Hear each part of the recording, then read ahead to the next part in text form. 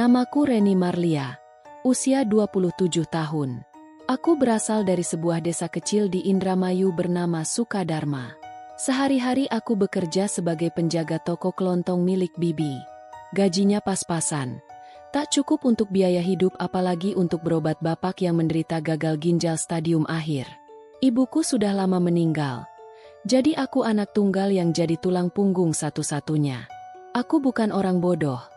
Tapi aku juga bukan orang berpendidikan tinggi. Sekolahku cuma sampai SMA. Setelah lulus, aku langsung kerja serabutan.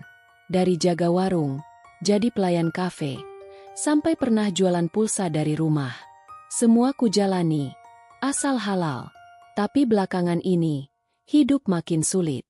Harga-harga naik, utang bapak di koperasi desa menumpuk, dan toko bibi mulai sepi pembeli. Sampai suatu malam, segalanya berubah. Aku sedang rebahan di kamar, membuka grup WhatsApp bernama Kerja Luar Negeri Amanah. Grup yang direkomendasikan teman lama. Di sana banyak postingan lowongan kerja ke Taiwan, Malaysia, bahkan Kamboja. Salah satu postingan menarik perhatianku. Kerja kantor di Kamboja. Gaji Oktober 15 juta bulan. Free tiket. Makan tempat tinggal. Tidak perlu bahasa Inggris. Cepat daftar.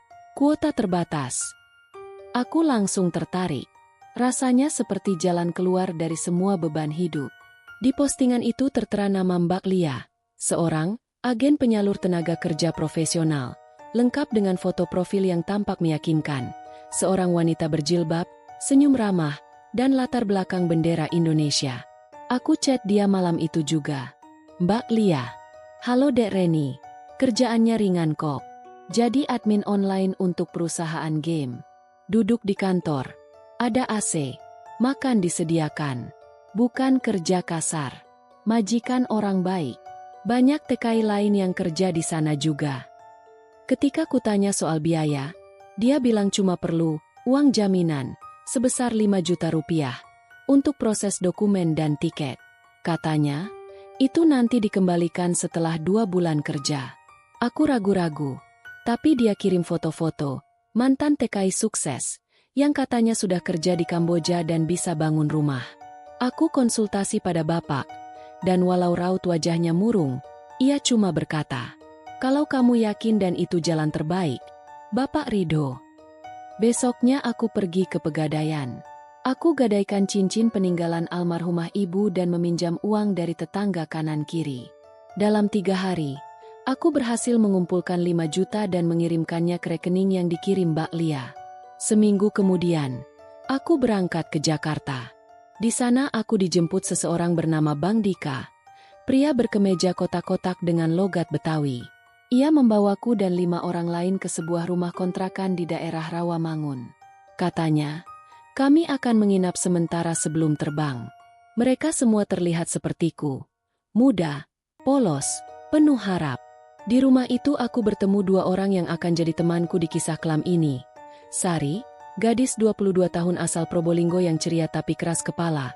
Dan Dita, ibu muda beranak 1 dari Lampung yang nekat demi masa depan anaknya. Kami cepat akrab. Kami bertiga sering duduk di sudut kamar sempit sambil berhayal. Nanti kalau udah kerja, kita beli motor, renovasi rumah, terus keliling Asia ya. Tapi ada satu hal yang mengganggu. Sejak tiba, ponsel kami diminta untuk dipantau sementara. Katanya, ini prosedur agar tidak bocor ke agen lain. Beberapa dari kami menurut. Yang menolak, ponselnya dirampas diam-diam malam hari saat tidur. Aku mulai merasa aneh. Tapi suara harapan jauh lebih keras dari firasat. Lagi pula, kami sudah sejauh ini. Akhirnya hari keberangkatan tiba. Kami dibawa ke Bandara Soekarno-Hatta. Anehnya, tidak ada proses imigrasi resmi. Paspor kami dikumpulkan oleh Bang Dika dan diserahkan ke seorang pria yang tak kami kenal. Tiket pesawat dibagikan saat sudah hampir boarding. Aku ingat detik-detik terakhir sebelum naik pesawat. Sari menggenggam tanganku erat. Kita pasti bisa, Ren. Gaji besar. Kerja enak. Semua ini buat keluarga kita. Aku mengangguk. Meski hatiku mengerut. Aku merasa seperti naik kereta yang melaju cepat. Tapi aku tidak tahu ujung relnya di mana. Begitu roda pesawat meninggalkan tanah Jakarta, aku menatap awan-awan putih di luar jendela. Dalam hati, aku berdoa, "Ya Allah, semoga ini bukan kesalahan." Pesawat kami mendarat di Bandara Internasional Phnom Penh sekitar pukul 8 malam. Cuaca di luar lembab dan panas, tak jauh beda dari Jakarta. Tapi suasananya terasa asing dan menakutkan. Kami berenam berjalan mengekor, diawasi dua pria bertubuh besar yang mengaku penjemput dari perusahaan. Mereka tak banyak bicara, hanya memberi instruksi pendek dalam bahasa Inggris terbata. Paspor kami tidak dikembalikan. Bahkan saat pemeriksaan imigrasi, semua proses ditangani oleh mereka.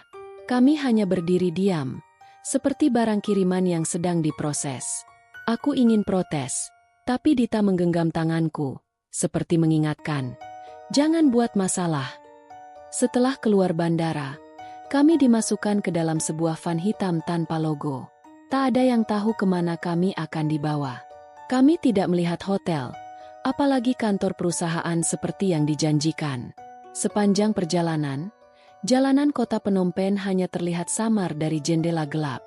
Mobil berhenti di depan sebuah gedung apartemen lusuh, 4 lantai, dengan pagar besi tinggi di sekelilingnya. Kami dibawa ke lantai 3. Di sana, ada satu ruangan besar dengan kasur-kasur busa tipis yang dijejer di lantai. Sekitar 20 orang Indonesia lainnya tinggal di sana. Laki-laki dan perempuan bercampur. Udara di dalam ruangan pengap dan bau keringat menyengat. Tak ada kipas, apalagi AC seperti yang dijanjikan.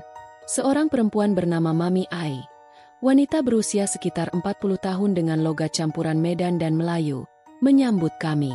Ia tampak seperti orang Indonesia, tapi pembawaannya seperti mandor kasar. "Selamat datang. Di sini kalian kerja keras, tapi bisa cepat kaya. Jangan banyak tanya, jangan banyak gaya. Ikutin aturan. Aman. Ngelawan? Siap-siap disiksa." Suasana hatiku langsung anjlok. Ini bukan perusahaan game yang dijanjikan. Ini lebih mirip penjara diam-diam. Keesokan paginya, aku dibangunkan pukul 6 pagi. Kami dipaksa mandi cepat, sarapan roti dingin dan teh tawar, lalu digiring ke sebuah gedung tinggi sekitar 15 menit dari tempat tinggal. Gedung itu punya lantai khusus, dijaga satpam berseragam gelap. Di dalam, meja-meja panjang dipenuhi komputer. Tapi ini bukan kantor resmi. Semua sistem dijalankan diam-diam. Tak ada papan nama perusahaan. Kami diberi akun palsu dan skrip untuk menghubungi orang Indonesia secara acak melalui aplikasi kencan dan media sosial. Tujuannya, menipu mereka agar menyetor uang ke platform judi online. Tugas kami adalah berpura-pura menjadi wanita cantik, menggoda, lalu membujuk korban agar bermain dan menang besar. Aku mual. Ini bukan kerja halal. Tapi saat aku menolak, seorang pria berjanggut tipis menamparku keras. "Nggak mau kerja? Mau pulang? Beli tiket sendiri. Paspor lo udah bukan punya lo lagi." Aku terdiam. Air mataku menetes diam-diam. Aku merasa seperti boneka yang dijual, bukan karyawan. Rasa bersalah karena menipu orang tak sebanding dengan rasa takut dipukuli atau dibuang entah kemana. Malamnya, Sari menghampiriku. "Ini bukan kerjaan. Ini penjara, Ren. Tapi kita harus pura-pura bertahan, cari celah, baru kabur." Aku mengangguk. Tapi setiap hari, tubuhku semakin lelah. Tekanan mental, rasa malu, dan ketidakberdayaan menghantui. Dita sudah jarang bicara. Ia duduk di sudut kamar, memandangi foto anaknya yang sudah mulai lusuh. Hingga suatu malam, salah satu dari kami, pemuda asal Bekasi bernama Yusuf, mencoba kabur. Ia menyelinap keluar lewat jendela kamar mandi, turun ke balkon tetangga, lalu melompat ke jalan. Tapi malangnya, ia tertangkap tak sampai 2 jam. Ia dikembalikan dengan wajah lebam, tangan terikat, dan luka di punggung. Mami Ai hanya berkata dingin, "Yang coba kabur, nasibnya kayak dia. Kalau udah cacat, gak bisa kerja, ya dijual ginjalnya." Kalimat itu membuat bulu kuduku berdiri. Apa dia bercanda? Atau sungguh-sungguh? Tak ada yang berani bertanya. Tapi sejak malam itu, semua tidur dalam ketakutan. Aku tak pernah menyangka hidupku akan sejauh ini dari harapan. Semua mimpi yang kubangun, ingin menyembuhkan Bapak, membangun rumah, mengubah nasib, hancur dalam waktu hitungan minggu. Dan saat aku mulai merasa tak tahan, Sari kembali membisikkan satu kalimat. Kalau kita gak bisa kabur, kita harus kirim sinyal. Dunia luar harus tahu kita di sini. Aku tidak tahu bagaimana. Tapi aku tahu satu hal. Jika kami diam, maka kami akan hilang. Dan entah siapa yang akan jadi korban berikutnya. Hari-hariku di Phnom Penh berubah menjadi rutinitas kelam yang terasa seperti mimpi buruk tak berujung. Pagi hingga malam, kami duduk di depan layar komputer dalam ruangan pengap tanpa jendela. Ruangan itu terasa seperti lemari raksasa. Tak ada cahaya alami, hanya lampu neon yang membuat mata lelah dan kepala pening. Pekerjaan kami bukan sekadar admin online, seperti yang dijanjikan di grup WhatsApp. Kami adalah bagian dari sindikat penipuan digital lintas negara, yang menyasar warga Indonesia melalui aplikasi kencan dan media sosial. Setiap hari kami diberi daftar nama, nomor WhatsApp, dan foto profil palsu.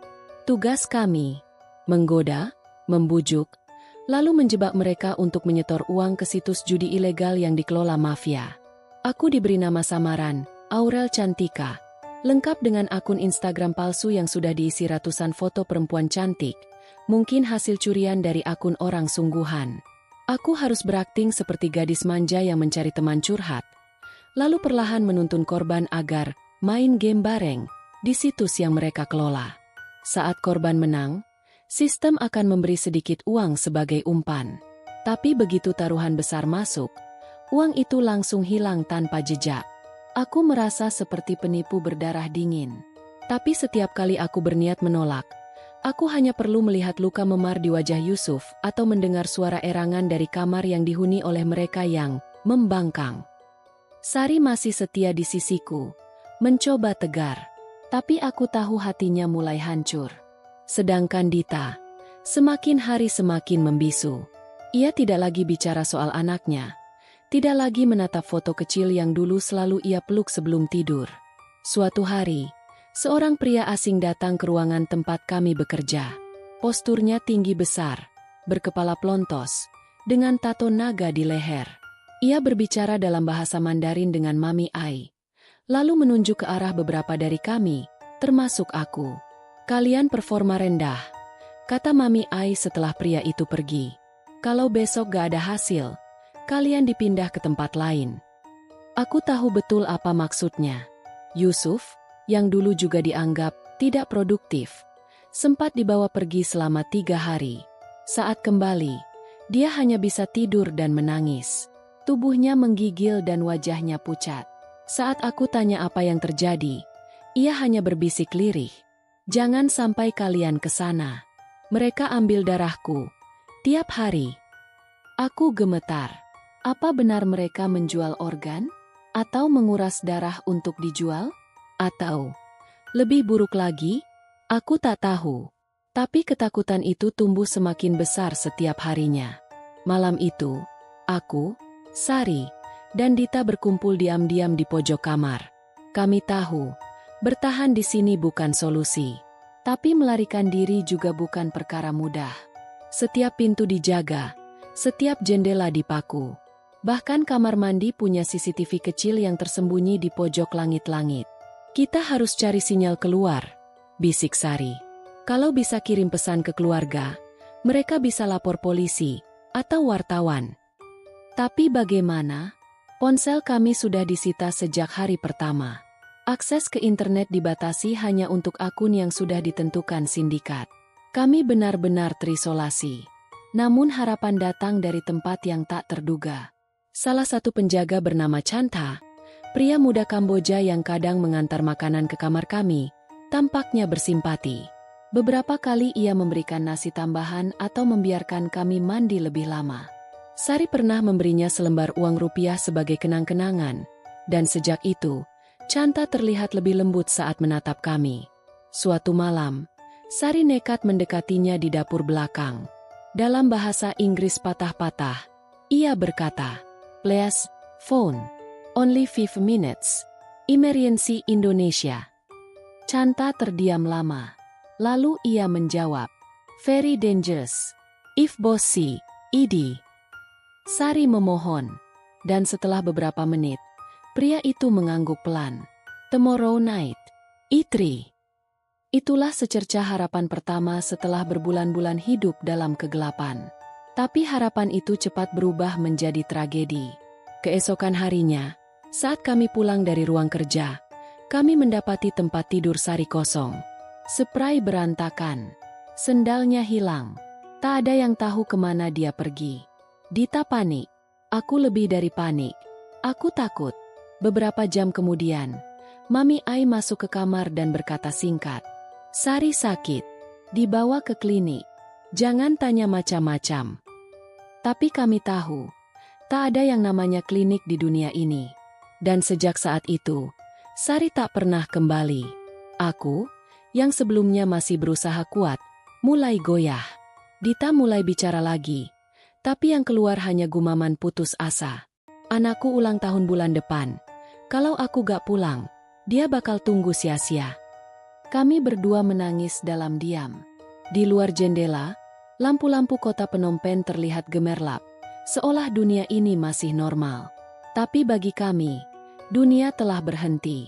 Aku mulai berpikir, kalau aku tak bertindak sekarang, aku akan jadi seperti Sari, atau Yusuf.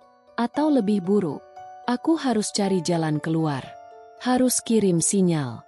Harus beritahu dunia bahwa aku di sini. Karena kalau tidak, mereka akan mengambil lebih dari sekadar harga diriku. Kehilangan Sari seperti mencabut tiang terakhir dari tenda yang sudah nyaris roboh. Aku dan Dita semakin terpuruk, dan rasa takut mulai berubah menjadi putus asa. Kami mulai bertanya-tanya, siapa yang akan hilang berikutnya? Apakah aku? Apakah Dita? Selama beberapa hari setelah penghilangan Sari, suasana di lantai tempat kami tinggal semakin mencekam. Mami Ai lebih sering datang malam-malam, membawa orang asing berbadan besar yang berbicara dalam bahasa Mandarin atau Kamboja. Setiap kedatangan mereka berarti satu hal, penyaringan korban. Mereka menilai kami seperti ternak, dilihat, ditunjuk, dicatat, lalu dibawa pergi. Yusuf akhirnya benar-benar hilang, setelah tubuhnya makin kurus dan pucat. 2 hari sebelum menghilang, dia sempat berkata padaku, "Kalau bisa lari, lari, Ren. Mereka udah ambil ginjalku." Aku membeku. Selama ini aku menganggap ancaman Mami Ai hanya gertakan. Tapi ternyata tidak. Yusuf, yang dulu kuat, keras kepala, kini hanya tinggal nama. Ia sudah tak ada. Kami yakin dia sudah mati, atau dibuang ke tempat yang tak akan pernah ditemukan. Malam setelah Yusuf hilang, Dita mendekatiku. Matanya sembab tapi sorotnya tajam. "Ren, aku nemu celah," katanya pelan. Waktu bersih-bersih dapur belakang, aku lihat ventilasi kecil yang belum dipaku. Kalau kita bisa keluar dari situ, mungkin bisa sampai ke jalan utama. Aku langsung duduk tegak. Ini pertama kalinya sejak kedatangan kami di Kamboja. Ada kemungkinan pelarian nyata. Tapi risikonya tinggi. Setiap sudut gedung dijaga. Dan pintu utama selalu dikunci dari luar. Kalau ketahuan, kita bisa dipotong hidup-hidup, kataku. Kalau gak dicoba, kita tetap mati perlahan. Diam-diam, kami mulai merancang rencana pelarian. Dita mencuri sendok logam yang sudah tumpul, lalu mengasahnya ke dinding untuk dijadikan alat cungkil. Aku menyembunyikan 1 botol air dan 2 bungkus roti basi. Kami tak punya tas, tak punya peta, tak tahu arah, tapi punya satu hal yang selama ini hilang, keberanian. Kami menunggu malam minggu. Malam di mana banyak penjaga mabuk atau sibuk berjudi di lantai atas. Dita hafal jamnya. Antara pukul 1 hingga pukul 3, pengawasan longgar. Ventilasi yang dia temukan terletak di dekat ruang cuci piring, yang tembus ke lorong belakang. Malam yang ditunggu tiba. Aku dan Dita pura-pura tidur lebih awal, mengenakan 2 lapis pakaian. Kami simpan roti dan botol air di dalam celana, dan mengikat sendok logam ke pergelangan kaki dengan tali kain. Saat semua penghuni mulai lelap, kami bergerak. Langkah kami perlahan, menghindari lantai kayu yang berderit. Kami menyelinap ke dapur, membuka pelan-pelan pintu belakang, lalu masuk ruang cuci yang sempit. Di sana, kami mendapati ventilasi besi berukuran 40x40 cm, hanya ditutup sepotong kawat dan beberapa paku karatan. Dengan napas tertahan, Dita mulai mencungkil paku pertama. Cek-cek. Setiap bunyi seperti petir di malam sunyi. Kami menunggu beberapa detik tiap mencabut paku, memastikan tak ada langkah kaki mendekat. Butuh hampir 1 jam untuk membuka semua pengikat ventilasi. Keringat membasahi tubuhku. Tanganku gemetar. Tapi saat kawat terakhir jatuh, kami saling menatap. Di luar sana, kebebasan menunggu. Dita naik duluan. Aku dorong dia dari bawah. Ia berhasil lolos. Lalu giliranku. Setelah tubuhku keluar sepenuhnya, aku tersungkur di lorong belakang. Udara malam terasa seperti anugerah. Tapi kami tak sempat bersyukur terlalu lama. Lampu di lantai atas menyala. Suara pintu dibanting terdengar. "Hei!" teriak seseorang. Kami lari. Kaki kami menabrak sampah, kerikil, pecahan kaca. Tapi kami tak peduli. Kami lari sekuat tenaga, melewati gang sempit, menghindari motor yang melintas. Tak satu pun dari kami tahu kemana arah yang benar, hanya mengikuti insting. Setelah beberapa menit, kami menemukan sebuah warung internet kecil. Seorang remaja lokal sedang bermain game. Dita nekat masuk dan berkata tergopoh, "Help! Indonesia! Please! Basic!" Anak itu tampak bingung. Tapi setelah kami menunjuk ke dada dan berkata, "Kidnap! Help!" Berulang kali, ia tampak mengerti. Ia memberikan ponselnya. Tanganku gemetar saat menekan nomor internasional yang dulu kuhafal. Nomor adik sepupu di Jakarta. Telepon tersambung. "Halo? Siapa ini?"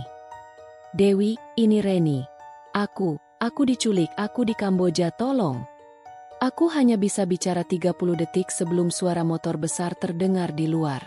Kami langsung bersembunyi di balik meja, lalu keluar lewat pintu belakang dan masuk ke gang lain. Kami terus berjalan hingga fajar, mencari tempat untuk bersembunyi. Itu malam terpanjang dalam hidupku. Tapi untuk pertama kalinya, aku tahu, dunia luar tahu aku ada di sini. Dan sekarang, entah bagaimana, aku harus bertahan hidup sampai bantuan datang. Tapi masalahnya, sindikat ini tak akan diam. Dan yang paling kutakutkan bukanlah mereka menemukan kami. Tapi, mereka mengambil sesuatu dari tubuh kami duluan sebelum dunia sempat bertindak. Pagi menjelang Phnom Penh saat aku dan Dita bersembunyi di kolong jembatan kecil yang dipenuhi sampah dan bau urin. Tubuh kami menggigil. Bukan hanya karena udara subuh yang lembab menusuk tulang, tapi juga karena ketakutan. Kami tahu, begitu mereka sadar kami berhasil kabur, perburuan akan dimulai. Aku terus memandangi jalan dari sela-sela beton. Tak ada polisi, tak ada tanda-tanda pertolongan. Lalu aku sadar, ini Kamboja, bukan Indonesia. Korupsi di sini bukan cerita, tapi kenyataan. Mami Ai dan kelompoknya pasti punya kaki tangan di mana-mana. Dita tampak lelah. Kakinya berdarah karena tertusuk pecahan kaca. Tapi ia menolak berhenti. Kalau kita istirahat terlalu lama, mereka bisa temukan kita. Kami sepakat terus bergerak. Dari kolong jembatan, kami menyelinap ke pasar tradisional yang mulai buka. Kami menyamar sebagai gelandangan, berpura-pura memulung sambil mencari tempat yang bisa memberi kami bantuan atau, setidaknya, tempat aman. Di antara deretan pedagang sayur, kami melihat satu warung makan kecil dengan bendera Indonesia di sudut atas pintunya. Harapan langsung menyala di dadaku. Kami masuk perlahan. Seorang ibu setengah baya dengan wajah ramah menyambut dari balik dapur. "Cari siapa, Dek?" Aku langsung menangis. "Kami TKI, Bu. Kami kabur. Tolong kami, tolong." Ibu itu, namanya Bu Rika, langsung mengunci pintu warung. Ia membawa kami ke ruangan belakang dan memberi kami air minum, kain bersih, dan nasi putih. Kalian dari sindikat online itu ya? Aku dan Dita mengangguk bersamaan. Bu Rika ternyata adalah mantan TKI juga. Sudah 15 tahun tinggal di Phnom Penh. Ia tahu betul seluk-beluk mafia penipuan yang mempekerjakan banyak WNI secara ilegal. Kalian bukan yang pertama kabur, tapi yang selamat sangat sedikit. Ia memperingatkan kami, kelompok Mami Ai punya koneksi dengan aparat lokal. Polisi di sini tidak bisa dipercaya. Bahkan ada kasus, korban yang lapor ke kantor polisi malah dikembalikan ke sindikat. Mendengar itu, aku nyaris muntah. Satu-satunya tempat yang selama ini kuanggap penyelamat, ternyata bisa berubah menjadi pintu kematian. Kalian butuh perlindungan dari pihak yang lebih tinggi, kata Bu Rika. Kedutaan. Hari itu juga, Bu Rika menghubungi seseorang bernama Pak Damar, staf lokal di Kedutaan Besar Republik Indonesia, KBRI, di Phnom Penh. Tapi untuk bisa menjemput kami, mereka butuh waktu dan informasi lokasi yang jelas. Masalahnya, kami tak bisa bertahan di satu tempat terlalu lama. Sore harinya, salah satu pelanggan warung Bu Rika, seorang pria lokal, masuk dan langsung menatap ke arah kami. Wajahnya datar, matanya tajam. Setelah memesan kopi, ia bicara dengan bahasa Kamboja ke Bu Rika, lalu mengedarkan pandangan ke seluruh ruangan. Aku tahu tatapan itu. Dia bukan pelanggan biasa. Dia mencari seseorang. Dan kemungkinan besar, itu kami. Setelah pria itu pergi, Bu Rika berkata, "Kalian harus pindah malam ini." Dia orang suruhan sindikat. Kami hanya punya waktu beberapa jam sebelum malam. Pak Damar menyarankan kami menuju tempat aman sementara, rumah seorang aktivis HAM lokal bernama Sitha. Ia pernah membantu WNI korban perdagangan manusia sebelumnya. Malam itu, dengan bantuan dua remaja Indonesia yang juga pernah diselamatkan Bu Rika, kami dibawa menggunakan motor ke tempat Sitha, sebuah rumah tua di pinggiran kota, tersembunyi di antara semak dan bangunan kosong. Sitha adalah pria bertubuh kurus dengan tatapan tajam dan penuh empati. Di sini aman. Tapi hanya untuk sementara. Kita harus pastikan kalian segera dievakuasi ke KBRI. Selama 2 hari, kami bersembunyi di rumah itu. Di luar, dunia tetap berjalan seolah tak ada yang terjadi. Tapi kami hidup dalam ketegangan. Tiap suara kendaraan membuat jantung berdebar. Setiap derit pintu membuat kami terbangun dari tidur. Hari ketiga, Sitha kembali dengan kabar buruk. Ada operasi pencarian besar-besaran. Mereka menyebar foto kalian di pasar-pasar, di grup Facebook lokal, bahkan menyuap tukang ojek. Mereka bilang kalian pencuri organ. Aku hampir tertawa. Pahit. Mereka yang mencuri organ, sekarang menuduh kami sebagai pencuri? Dita mulai sakit. Kakinya bengkak, infeksi, tanpa pengobatan layak. Ia mulai demam tinggi. Aku hanya bisa menunggui sambil menggenggam tangannya. "Ren," katanya pelan, "kalau aku gak kuat, kamu harus tetap pulang. Kasih tahu anakku, aku sayang dia. Jangan bicara begitu. Kita pulang bareng. Kita hidup bareng." Aku menangis. Aku tak tahu harus bagaimana. Tapi yang jelas, aku tak boleh menyerah. Tidak sekarang. Keesokan harinya, pukul 4 pagi, pintu rumah Sitha digedor keras. "Polisi, buka pintu." Sitha terdiam. Ia menoleh padaku dan berkata, "Kalian lari lewat belakang. Sekarang." Aku dan Dita digiring keluar melalui pintu belakang. Kami berlari menyusuri lorong kecil, masuk ke semak belukar, dan terus berjalan hingga ke ladang kosong. Dita nyaris pingsan. Aku harus memapahnya. Di ujung ladang, sebuah mobil berhenti. Pak Damar keluar dari dalamnya. "Cepat masuk." Mereka mengejar. Mobil itu melaju kencang. Di belakang kami, 2 motor menyusul. Kami tak tahu siapa yang mengejar, polisi sungguhan atau kaki tangan mafia. Tapi satu hal yang pasti, kami benar-benar sedang diburu. Aku memeluk Dita yang mulai menggigil. Aku menatap keluar jendela mobil, menyaksikan kota yang dulu tampak indah kini berubah jadi labirin neraka. Tapi aku juga tahu satu hal. Kami masih hidup. Dan kami hampir sampai. Mobil yang membawa kami melaju menembus dinginnya pagi Phnom Penh. Pak Damar duduk di kursi depan. Wajahnya tegang. Sesekali menoleh ke belakang memastikan kami baik-baik saja. Aku menggenggam tangan Dita erat. Tubuhnya lemas dan kulitnya pucat. Demamnya makin tinggi. Dan infeksi di kakinya menyebar dengan cepat.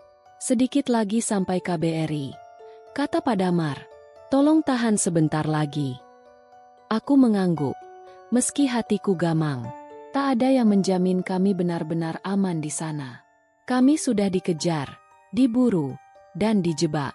Siapa yang bisa menjamin tak ada mata-mata sindikat di dalam kedutaan sendiri? Tapi kami tak punya pilihan lain. KBRI adalah satu-satunya tempat yang bisa memberi kami status legal. Tanpa itu, kami hanya buronan yang bisa ditangkap kapan saja, bahkan dipulangkan ke tangan Mami Ai. Pukul 5.30 pagi, kami sampai di sebuah gedung berwarna abu dengan pagar besi tinggi. Di bagian depannya, bendera merah putih berkibar pelan. Aku hampir menangis melihatnya. Bukan karena rasa nasionalisme, tapi karena untuk pertama kalinya sejak neraka ini dimulai, aku merasa seperti pulang, meskipun hanya secara simbolik. 2 petugas keamanan KBRI memeriksa kami. Awalnya mereka ragu, bahkan sempat tak mempercayai kami. Tapi setelah Pak Damar menunjukkan dokumen dan menjelaskan kronologi singkat, barulah kami diperbolehkan masuk. Kami langsung dibawa ke ruang isolasi darurat. Dokter lokal yang bekerja sama dengan KBRI memeriksa kondisi Dita dan memutuskan dia harus dirawat di rumah sakit terdekat. Namun, untuk alasan keamanan, dia tetap berada di dalam kompleks kedutaan, dan ruangan tempatnya dirawat dijaga ketat. Sementara Dita ditangani tim medis, aku diminta memberikan laporan tertulis dan lisan kepada bagian perlindungan warga negara. Selama lebih dari 2 jam, aku menjelaskan semua, dari awal keberangkatan, iming-iming kerja legal, tiba di Kamboja, kekerasan, hilangnya teman-teman, hingga percobaan pelarian. Para staf KBRI mendengarkan dengan serius. Wajah mereka mengeras ketika aku menyebut soal pengambilan organ. Saya tahu ini mungkin di luar kapasitas kami, kataku pelan. Tapi, teman saya ada yang bilang ginjalnya diambil. Dia sempat hidup, lalu hilang. Salah satu staf, seorang pria parubaya bernama Pak Anwar, berkata, kami sudah mencurigai adanya perdagangan organ di balik kedok penipuan digital. Tapi tanpa bukti medis dan kesaksian kuat, sulit menyeret mereka secara hukum internasional. Hatiku remuk. Lagi-lagi, sistem hukum dan birokrasi menjadi tembok besar bagi keadilan. Hari-hari berikutnya di KBRI terasa seperti ruang tunggu antara hidup dan mati. Aku dan Dita, yang perlahan membaik, ditempatkan di kamar kecil bersama satu TKI lain yang baru diselamatkan. Namanya Vina. Ia baru berusia 19 tahun dan hampir dijual ke Thailand. Kami bertiga menjadi saksi betapa masif dan sistematisnya sindikat ini. Vina mengaku dijanjikan kerja sebagai kasir, tapi begitu sampai, ia langsung dikurung dan disiksa agar mau bekerja sebagai scammer. Sama seperti kami, ia melihat teman-temannya satu persatu, dijemput, dan tak kembali. Aku kira cuma aku yang ngalamin ini, katanya dengan mata merah. Ternyata kalian juga. Di hari keempat, berita baik datang. Pemerintah Indonesia sedang menyiapkan pemulangan puluhan TKI korban perdagangan manusia, termasuk kami bertiga. Tapi sebelum itu, kami harus menjalani proses verifikasi lanjutan dan pemeriksaan medis menyeluruh. Saat dokter memeriksa tubuhku, aku gemetar. Apakah ginjalku masih lengkap? Tanyaku lirih. Dokter itu menatapku, lalu mengangguk. Masih. Reni, kamu masih utuh. Tapi kamu dalam kondisi dehidrasi dan anemia berat. Air mataku jatuh. Aku lega. Tapi aku juga merasa bersalah. Karena tidak semua temanku seberuntung aku. Malam sebelum rencana pemulangan diumumkan, aku duduk berdua dengan Dita di teras kamar. Bintang di atas Phnom Penh tak seindah dulu. Tapi malam itu terasa lebih damai. Ren, kata Dita, kalau kita sampai rumah nanti, kamu mau cerita ke publik? Aku diam. Berat rasanya mengingat semua. Tapi lebih berat jika diam. Kita harus, kataku akhirnya. Biar gak ada lagi yang berangkat tanpa tahu kenyataan. Tapi kenyataan berkata lain. Pagi harinya, salah satu staf KBRI datang dengan wajah panik. Kalian tidak bisa ikut penerbangan hari ini. Ada yang menyebar informasi bahwa kalian adalah buronan. Pihak imigrasi Kamboja belum menyetujui pemulangan kalian. Kami terjebak lagi. Dan lebih buruknya, sore itu, salah satu pekerja lokal di kedutaan melaporkan bahwa ada orang-orang mencurigakan berkeliaran di luar pagar, memotret dan mengintai. Pak Anwar langsung memperketat penjagaan. Kemungkinan besar, mereka dari sindikat. Kalian dianggap aset hilang. Mereka tidak akan tinggal diam. Aku kembali memandangi bendera merah putih di tiang depan. Hanya beberapa meter dari pintu kebebasan, tapi dunia luar begitu ganas. Aku ingin pulang, tapi nyatanya, selangkah menuju kebebasan masih bisa jadi jurang kematian. Malam turun dengan cepat di Phnom Penh, dan rasa takut kembali menyelimuti kami. Meski berada di dalam kompleks KBRI, aku dan Dita tahu bahwa sindikat itu masih mencengkeram kami dari kejauhan. Mereka mungkin tak bisa menyentuh kami secara langsung, tapi mereka bisa mengintimidasi, memutarbalikkan informasi, bahkan memanipulasi otoritas lokal agar kami tetap terjebak di negeri ini. Kepala Bagian Perlindungan Warga, Pak Anwar, mengumpulkan kami bertiga malam itu. Aku, Dita, dan Vina, di ruang kecil di lantai 2. Ada kemungkinan informasi keberadaan kalian bocor, katanya dengan nada serius. Kami mencurigai adanya penyusup, atau setidaknya, pengintai dari luar yang mendapat akses data. Mataku terbelalak. Jadi, mereka tahu kami di sini. Mereka tahu, Reni, jawabnya pelan, dan mereka ingin kalian kembali. Entah untuk dihukum atau dibungkam. Kata terakhir itu menusuk jantungku. Dibungkam. Dita gemetar. Bekas luka di kakinya belum sepenuhnya sembuh. Tapi ia terus mencoba tegar. Kita gak bisa terus nunggu. Harus ada langkah nyata. Kita gak bisa hanya sembunyi. Aku mengangguk. Kalau pemulangan kita ditunda, minimal beri kami perlindungan. Atau bantu kami bicara ke media. Pak Anwar menatap kami lama. Ia tahu risiko besar jika cerita ini tersebar. Tapi ia juga tak bisa menampik satu kenyataan. Terlalu banyak WNI yang sudah jadi korban, dan semakin lama kita diam, semakin kuat sindikat itu. Saya akan coba hubungi jurnalis Indonesia yang pernah bekerja sama dengan kami. Tapi kalian harus hati-hati. Jangan bicara ke siapapun di luar sini. Esok harinya, suasana di KBRI terasa lebih kaku. 2 petugas keamanan yang biasa berjaga diganti secara mendadak. Beberapa staf lokal tak lagi menyapa hangat. Aku mulai merasakan ada yang aneh. Bahkan saat berjalan menuju dapur umum, aku melihat seorang petugas pria asal Kamboja memotret kami diam-diam dari jendela. Ketika aku laporkan ke Pak Anwar, ia hanya menanggapi dengan singkat, kami sedang selidiki internal, sementara tetap di kamar masing-masing. Sore itu, Dita menerima pesan melalui ponselnya, nomor asing. Hanya 1 kalimat, balik, atau mati pelan-pelan. Aku langsung mencabut baterai ponselnya. Panik kembali menyeruak. Kami dikepung. Secara psikologis, kami terus digempur. Ini bukan hanya kejar-kejaran fisik. Ini teror yang menggerogoti nyali. Di tengah ketegangan, harapan datang dalam wujud suara panggilan video dari Jakarta. Seorang jurnalis investigasi dari media nasional menghubungi lewat jalur aman yang disediakan Pak Anwar. Namanya Laras, dan dia sudah lama menyelidiki kasus perdagangan manusia dengan modus penipuan online di Asia Tenggara. Cerita kalian penting, tapi kalian harus kuat. Jika ini dipublikasikan, kalian bisa menyelamatkan ratusan, bahkan ribuan calon korban. Aku menceritakan semua, dari awal sampai akhir, dengan suara bergetar. Dita dan Vina ikut bicara. Kami menyebut nama-nama, lokasi, sampai detail prosedur pengambilan organ yang kami dengar dan nyaris alami. Laras mencatat semuanya, lalu berkata pelan, "Kalau laporan ini terbit, dunia akan tahu. Tapi sindikat itu juga akan tahu siapa kalian." Beberapa hari kemudian, Berita itu tayang. Judulnya mencolok. Eksklusif. Kesaksian korban TKI. Sindikat jual ginjal berkedok scam center di Kamboja. Media sosial meledak. Kementerian Luar Negeri RI menggelar konferensi pers. Publik Indonesia marah besar. Keluarga korban yang sebelumnya diam mulai bersuara. Nama Mami Ai disebut secara terbuka.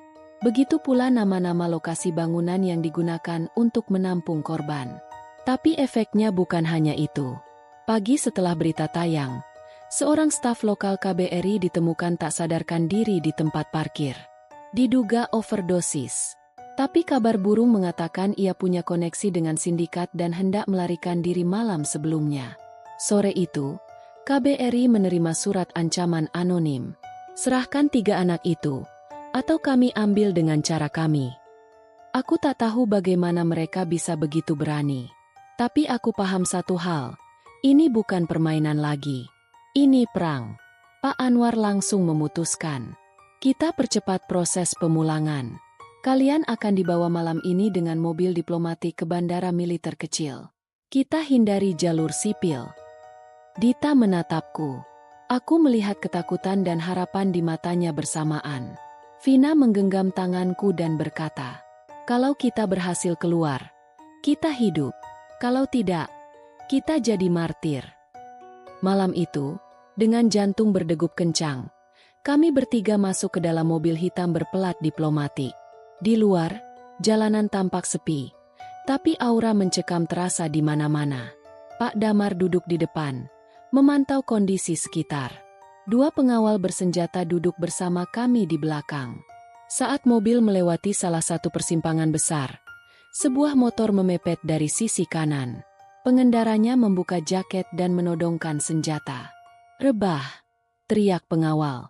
Suara tembakan terdengar. Kaca retak. Dita menjerit. Mobil melaju zigzag, mencoba menghindari kontak langsung. 2 mobil pengawal tambahan muncul dari belakang, memaksa motor itu kabur. Aku menunduk, memeluk lututku, menangis. Ya Tuhan, apakah kami bisa benar-benar selamat? Beberapa menit kemudian, kami tiba di bandara militer. Pesawat kecil milik pemerintah Indonesia sudah menunggu. Kami langsung naik, diiringi penjagaan ketat. Di kursi pesawat, Dita menggenggam tanganku. Kita pulang, Ren. Akhirnya, aku hanya bisa mengangguk. Tapi dalam hatiku, aku tahu, ini bukan akhir. Ini baru awal perjuangan panjang untuk mengungkap seluruh jaringan dan menyelamatkan mereka yang masih terjebak. Langit Jakarta tampak abu-abu saat kami mendarat di Bandara Halim Perdana Kusuma. Meski bukan bandara umum, prosedur ketat tetap berlaku. Kami turun dari pesawat dengan pengawalan, seakan kami ini tokoh penting. Padahal nyatanya, kami hanya korban yang nyaris dilenyapkan oleh sistem gelap yang tumbuh subur di luar negeri. Aku menjejakkan kaki di tanah kelahiran dengan campuran rasa haru dan getir. Indonesia adalah rumahku. Tapi kenapa saat aku paling butuh, aku justru harus menyelamatkan diri sejauh ribuan kilometer? Dita memelukku erat. Kita sampai. Ren, kita hidup. Kami langsung dibawa ke rumah perlindungan milik Kementerian Sosial di kawasan Jakarta Timur. Tempat itu sederhana tapi bersih, dengan penjagaan cukup ketat. Di sana kami bertemu korban-korban lain dari berbagai negara. Malaysia, Thailand, bahkan dari dalam negeri sendiri. Semua perempuan, semua dibohongi, semua dihancurkan. Vina tidur di kamar yang sama dengan kami. Meski masih muda, matanya seperti kehilangan cahaya. Ia jarang bicara sejak kami tiba. Saat kutanya kenapa, ia hanya menjawab lirih. Ibuku gak percaya aku disiksa. Dia bilang aku pasti bohong, pasti mau nyari simpati. Hatiku teriris. Ternyata pulang tak selalu berarti disambut hangat. Pemeriksaan medis lanjutan dilakukan. Dokter-dokter dari rumah sakit besar di Jakarta datang khusus. Hasilnya, aku dan Dita dinyatakan mengalami trauma berat, anemia, dan gangguan stres pasca trauma. Tapi setidaknya, fisik kami masih utuh. Tidak ada organ yang diambil. Tapi bagaimana dengan yang lain? Seorang dokter sempat bicara secara pribadi padaku. Kami menduga ada korban yang organnya memang telah diambil, tapi tak sadar. Sayangnya, tanpa dokumentasi resmi dari rumah sakit di Kamboja, sulit untuk membuktikannya. Hari ketiga, kami dipanggil ke gedung Komnas HAM. Kami diminta memberi kesaksian untuk penyusunan laporan nasional terkait perdagangan manusia dan organ. Ruangannya dingin dan formal. Banyak pejabat duduk di sana. Beberapa memasang wajah serius. Lainnya seperti sedang menahan kantuk. Aku bicara panjang lebar. Aku ceritakan bagaimana sindikat itu merekrut, menyiksa, menjual, dan menyingkirkan korban. Aku sebut nama Mami Ai, lokasi-lokasi markas KAM, dan oknum-oknum yang sempat kulihat di KBRI. Tapi salah satu pejabat, dengan nada meremehkan, bertanya, "Apa kamu punya bukti langsung? Rekaman? Foto? Video?" Aku tercekat. Dita menunduk. Rasanya seperti ditusuk dari belakang. Kami nyaris mati. Pak Mana sempat mikir ambil bukti. Pejabat itu diam. Tapi aku tahu, sebagian dari mereka tak benar-benar peduli. Mungkin bagi mereka, kami hanya angka statistik. Tak lebih. Namun, tidak semua pihak bersikap dingin. Media mulai menyoroti kasus ini besar-besaran. Wawancara dengan kami ditayangkan di televisi dan kanal YouTube. Masyarakat sipil, aktivis, mahasiswa, dan relawan bergerak cepat. Mereka menggelar kampanye online dengan tagar "Selamatkan TKI" dan "Bongkar Sindikat Organ". Di salah satu talk show, aku tampil bersama Laras, jurnalis yang menyuarakan kisah kami pertama kali. Ia berkata di hadapan kamera, "Negara tidak boleh gagal melindungi warga negaranya. Apalagi yang jadi korban justru yang paling rentan, perempuan, miskin, dan terpinggirkan." Namun, dengan makin tingginya sorotan publik, ancaman baru muncul. Dita menerima pesan anonim lagi. Isinya hanya gambar, potret dirinya yang diambil secara diam-diam saat kami di rumah perlindungan. Di bagian bawah tertulis, "Jangan merasa aman di kandang sendiri." Kepala rumah perlindungan langsung memperketat penjagaan. Tapi kami tahu, mereka punya jaringan luas. Bahkan di Indonesia, mereka tetap membayangi. Malam itu, aku tak bisa tidur. Aku tatap langit-langit kamar dan bertanya dalam hati, berapa banyak korban yang tak pernah sempat pulang? Berapa banyak yang masih disiksa? Dan suara mereka tak pernah terdengar. Keesokan harinya, aku diminta tampil dalam rapat dengar pendapat umum, RDPU, di gedung DPR RI. Satu ruangan penuh pejabat dan politisi. Aku berdiri di mimbar, suara bergetar, tapi tatapanku mantap. "Nama saya Reni. Saya bukan aktivis, bukan pejabat, bukan akademisi. Saya hanya orang biasa yang pernah ditipu, disiksa, dan hampir kehilangan ginjal saya karena sistem yang korup. Tapi saya hidup, dan saya akan bicara. Demi yang tak bisa lagi bicara karena sudah mati dibungkam." Beberapa orang menunduk. Beberapa tepuk tangan. Tapi aku tahu, perjuangan ini belum selesai. Saat kami kembali ke rumah perlindungan malam itu, Vina mendekatiku. "Ren, boleh aku ikut kamu bicara ke media? Aku mau cerita juga." Aku tersenyum, lalu memeluknya. "Ayo, kita mulai bikin suara yang lebih besar." Namun, berita mengejutkan datang keesokan harinya. Mami Ai tertangkap. Tapi, hanya karena kasus imigrasi ilegal. Tidak ada satupun pasal tentang perdagangan manusia. Tidak ada tuduhan soal pengambilan organ. Bukti tak cukup. Saksi tak berani bicara. Aku terduduk lemas. "Kita kembali ke titik nol?" tanya Dita. Aku menggeleng. "Tidak, karena sekarang kita punya suara. Dan dunia sedang mendengarkan." Beberapa minggu setelah berita penangkapan Mami Ai, suasana di rumah perlindungan kami kembali tegang. Harapan yang sempat menyala kini meredup. Mami Ai hanya dikenai sanksi administratif dan dideportasi dari Kamboja. Tak satu pun pasal perdagangan manusia atau penyelundupan organ dikenakan. Dalihnya, kurangnya bukti. "Habis perkara," kata salah satu petugas dengan nada pahit. Tapi aku tahu, kasus ini belum habis. Aku Dita, dan Vina memutuskan untuk terus mencari keadilan. Tak untuk kami saja, tapi untuk puluhan korban lain yang nasibnya mungkin lebih buruk. Hari itu, aku menerima undangan tak biasa. Laras, jurnalis yang sebelumnya membantuku, mengajak kami bertemu di sebuah kedai kecil di daerah Pasar Minggu. Ia datang bersama dua orang asing, seorang pria muda berambut pirang dan seorang perempuan Asia berwajah tegas. Mereka memperkenalkan diri sebagai peneliti dari LSM Internasional yang fokus pada perdagangan manusia lintas negara. Kami sudah ikuti laporan kalian. Dan kami percaya kalian belum tahu seberapa besar jaringan yang sedang kalian hadapi, ujar si perempuan, memperkenalkan diri sebagai Meilin. Ia menggelar peta Asia Tenggara di atas meja, menunjukkan kota-kota di Kamboja, Laos, Myanmar, dan bahkan sebagian Vietnam. Di tiap titik, mereka menandai lokasi-lokasi dugaan camp scam dan laboratorium medis ilegal.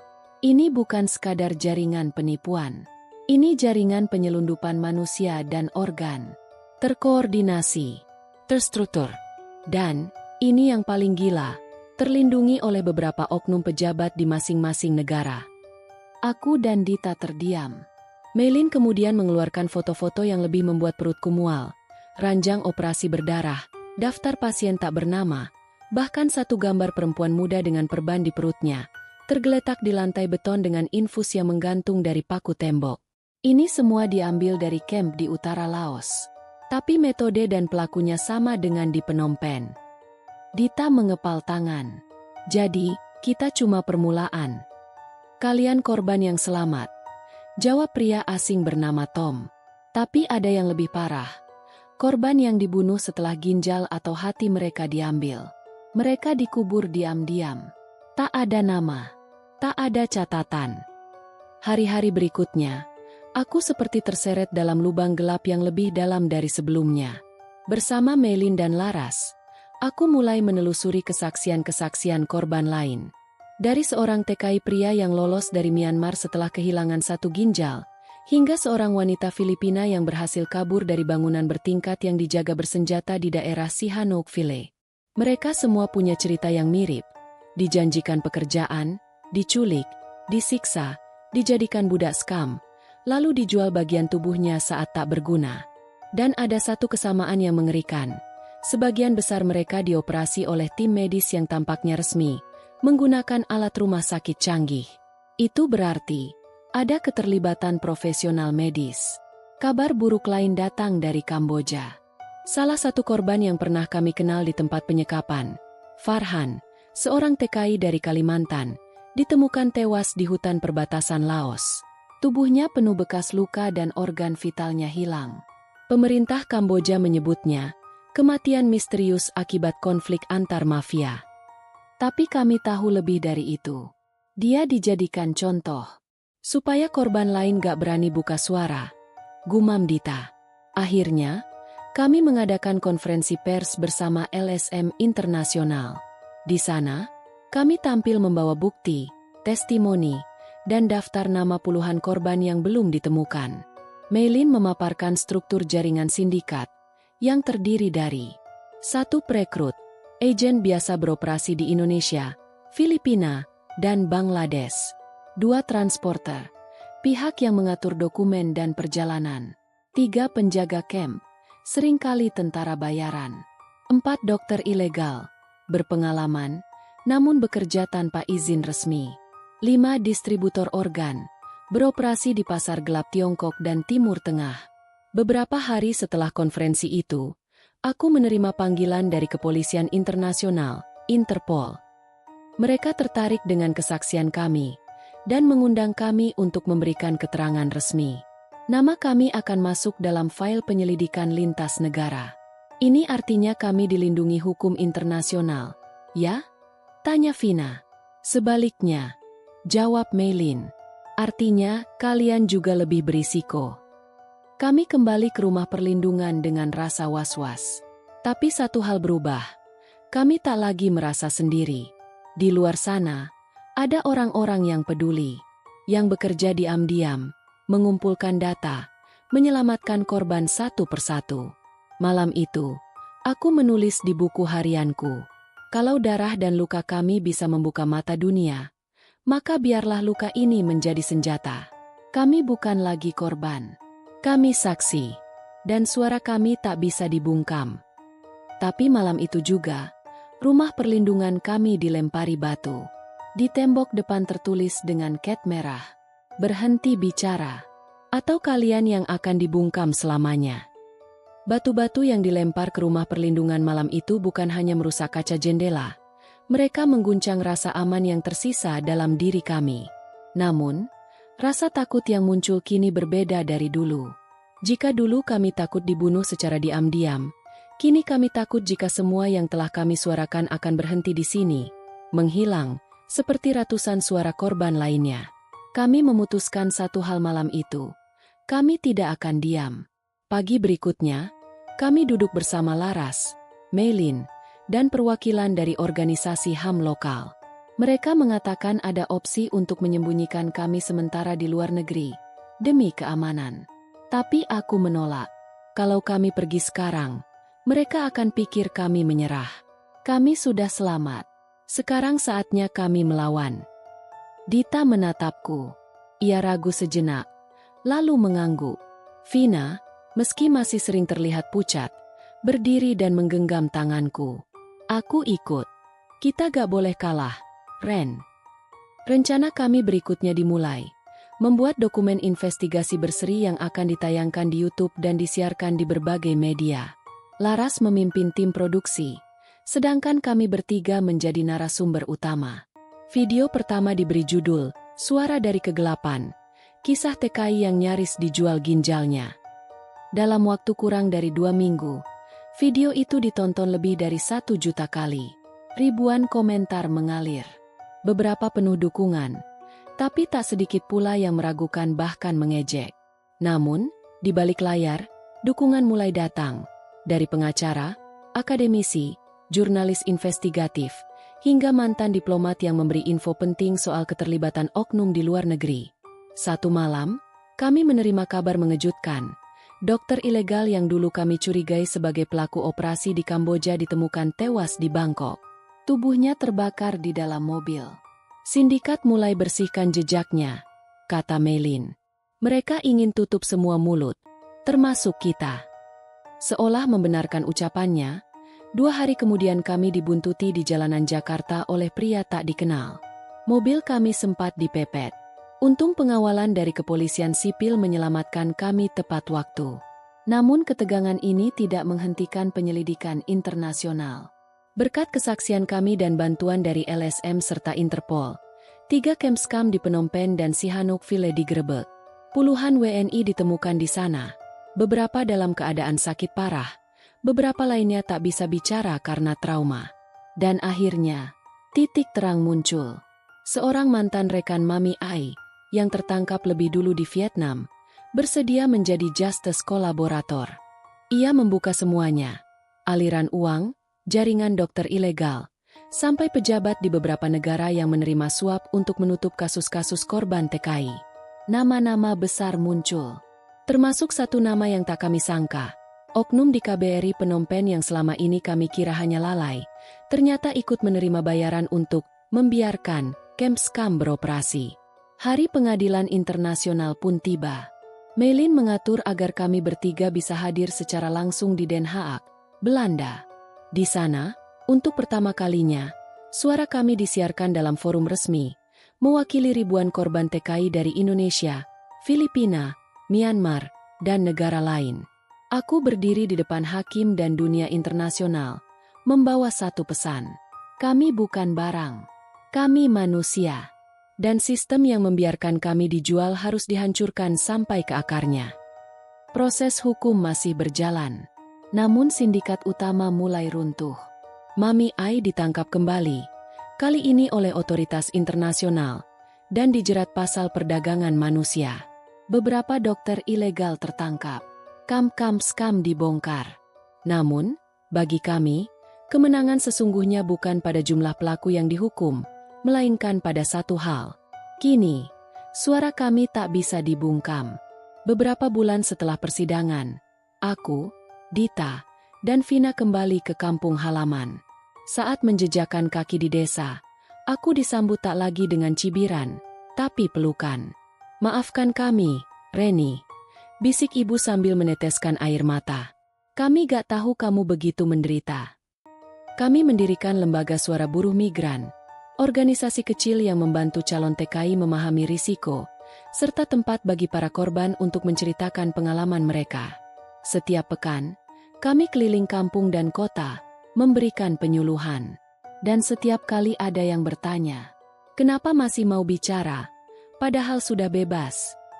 Aku selalu jawab, "Karena kalau aku diam, mereka akan terus percaya kita bisa dibungkam."